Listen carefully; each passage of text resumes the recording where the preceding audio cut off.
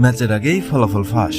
চেন্নাই নাকি লখনৌ আইপিএল এর ৩৯তম ম্যাচে জিতবে কোন দল তারই ভবিষ্যৎবাণী করল খালি সিটিয়া। বন্ধুরা, বিস্তারিত জানার আগে ভিডিও লাইক বাটন একটি ক্লিক করুন এবং আমাদের চ্যানেল এখনো সাবস্ক্রাইব করে না থাকলে এখনই সাবস্ক্রাইব করে নিন।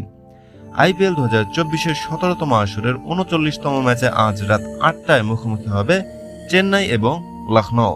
কিন্তু এই দুই দলের মধ্যে আজকের এই ম্যাচে জিতবে কোন দল সেটি নিয়ে ভবিষ্যৎবাণী করেছে জ্যোতি সিটিয়া।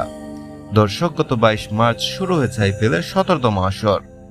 আর এই আসরে এখন পর্যন্ত ৭টি ম্যাচ খেলে ৪টিতে জয় পেয়ে পয়েন্ট টেবিলে ৪ নম্বরে অবস্থান করছে চেন্নাই সুপার কিংস। অপরদিকে একই পরিমাণ অর্থাৎ ৭টি ম্যাচ খেলে তার মধ্যে ৪টিতে জয় নিয়ে পয়েন্ট টেবিলের ৫ নম্বর অবস্থান করছে লখনৌ সুপার জায়ান্টস। আর আইপিএল ইতিহাসে এখন পর্যন্ত ৪ বার মুখোমুখি হলেও একবার জয় পেয়েছে চেন্নাই, অপরদিকে ২ বার জয় পেয়েছে লখনৌ সুপার জায়ান্টস। অর্থাৎ বর্তমান এবং অতীত ফর্ম বিবেচনায় দুই দলের অবস্থানই সমপর্যায়ের। আর এই দুই দলের মধ্যে ৩৯তম ম্যাচে জিতবে কোন দল তা নিয়ে ভক্ত সমর্থকদের মনে উত্তেজনার শেষ নেই। আর এবার এই দুই দলের মধ্যে ৩৯তম ম্যাচে জিতবে কোন দল তা নিয়েই ভবিষ্যৎবাণী করেছে জ্যোতি সিটিয়া।